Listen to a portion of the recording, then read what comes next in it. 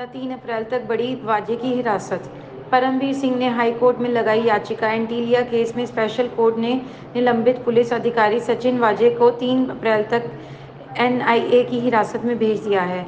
अदालत में सुनवाई के दौरान मुंबई पुलिस को निलंबित अधिकारी सचिन वाजे खुद को लेकर बड़ा दावा किया है। उन्होंने कहा कि उसे बलि का बकरा बनाया जा रहा है। हालांकि उन्होंने एनआईए को बताया कि उन्होंने एंटीलिया के बाहर विस्फोटक इसलिए लगाए क्योंकि वह इस केस को सॉल्व कर मुंबई में सुपर कॉप बन सके। दूसरा वनडे कल। श्रृंखला जीतने के इरादे से उतरेगी टीम इंडिया। इंग्लैंड के लिए करो या मरो।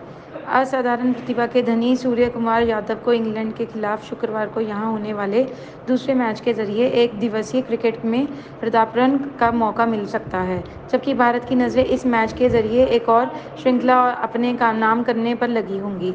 श्रेयस अय्यर कंधे की हड्डी खिसकने के कारण श्रृंखला से बाहर हो गए हैं। ऐसे को फोकस यादव और वनडे क्रिकेट में उनके पदार्पण है।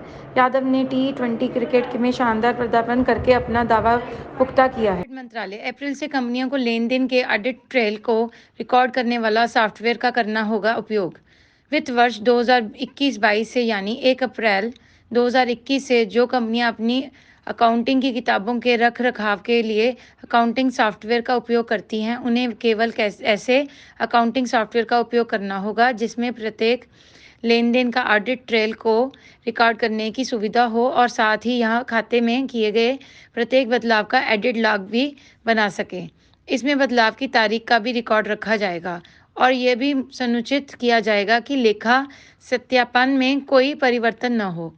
कॉर्पोरेट मामलों के मंत्रालय ने इस संदर्भ में नोटिफिकेशन जारी की है। जम्मू कश्मीर। श्रीनगर के लापापोरा में आतंकी हमला। सीआरपीएफ के 2 जवान घायल, 2 शहीद। श्रीनगर के बारी इलाके लापापोरा में आतंकियों ने सीआरपीएफ की नाका पार्टी पर हमला किया। इस हमले में सीआरपीएफ के 4 जवान घायल हुए, जिनको उपचार के लिए अस्पताल में भर्ती करवाया गया, जहां 2 जवान शहीद हो गए। वहीं आतंकियों की तलाश में इलाके की घेराबंदी अभियान चलाया जा रहा है। इस हमले में किसी भी नागरिक के हताहत होने की सूचना नहीं है। सीआरपीएफ के पीआरओ ओपी तिवारी ने बताया कि नाका पार्टी पर तैनात 73वीं बटालियन पर आतंकियों ने अंधाधुंध गोलाबारी की, जिसमें 4 जवान घायल हुए, जिनमें से 2 जवान शहीद हो गए हैं। इस बीच सूत्रों से मिली जानकारी के अनुसार हवालाखोरों की संख्या 3 बताई जा रही है, जो कि ताबड़तोड़ फायरिंग करने के बाद भाग निकले। इस दौरान सुरक्षा कर्मियों द्वारा संयम बरता गया क्योंकि इलाका भीड़भाड़ वाला था। जवान अगर वह जवाबी कार्रवाई करते तो स्थानीय लोगों के नुकसान पहुंच सकता था। म्यांमार। पिता की गोद में बैठी 7 साल की बच्ची को मार दी गोली। क्रूरता की सारी हदें पार कर रही सेना। म्यांमार में सेना द्वारा की जा रही हिंसा को लेकर कई देश चिंता जता चुके हैं। मांडले में सेना का अत्याचार इस कदर बढ़ गया है कि उसने बीते मंगलवार को अपने पिता की गोद में बैठी एक 7 साल की बच्ची की गोली मारकर हत्या कर दी। ये बच्ची प्रदर्शनकारियों द्वारा की गई कार्रवाई में मारी जाने वाली सबसे छोटी उम्र की है। इस मामले पर मानवाधिकार समूह सेव चिल्ड्रन ने कहा कि सेना की निर्मम कार्रवाई में मारे गए दर्जनों लोगों में 20 बच्ची भी शामिल हैं। संस्था ने एक बयान में कहा है कि ये वह बच्ची की मौत से चिंतित है।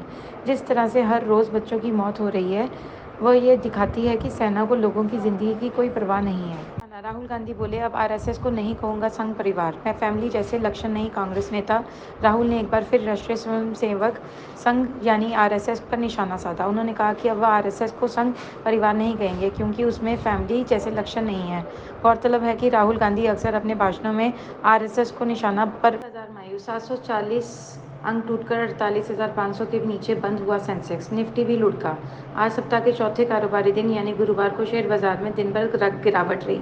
बॉम्बे स्टॉक एक्सचेंज का प्रमुख इंडेक्स सेंसेक्स 740.19 अंक यानी 1.51% नीचे 48,440.12 के स्तर पर बंद हुआ।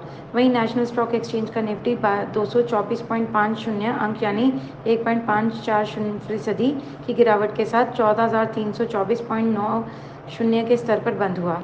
बीते सप्ताह बीएसई का 30 शेयरों वाला सेंसेक्स 933.84 अंक या 1.83% टूटा था। आज सेंसेक्स सप्ताह के सबसे निचले स्तर पर बंद हुआ। 22 मार्च को यह 39,771 के स्तर पर पहुंचा था। 23 मार्च को 50,051 के स्तर पर 24 मार्च को 39,180 के स्तर पर और आज ये 48,440 पर पहुंचा। ऑनलाइन कक्षा व परीक्षा को पूरा हुआ 1 वर्ष। कोविड-19 के कारण शिक्षा व्यवस्था में आए 300 डिग्री बदलाव।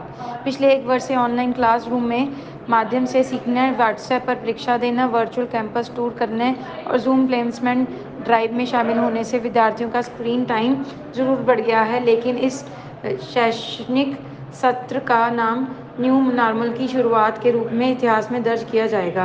पहले कक्षाओं में जिन स्मार्टफोन और लैपटॉप के इस्तेमाल पर रोक लगाई जाती थी, आज वही शिक्षा व्यवस्था की रीढ़ बन गए हैं। कोरोना महामारी ने ऑफलाइन शिक्षा को पूरी तरह ऑनलाइन करके शिक्षा व्यवस्था में 360 डिग्री का बदलाव ला दिया है। स्कूल के पहले दिन के लिए न बैकपैक हुआ, न खेल दिवस हुआ और न ही फेयरवेल हुई, न किसी दोस्त के साथ खाना शेयर किया, बस स्क्रीन पर ही छात्रों का अधिकतम समय बीत गया।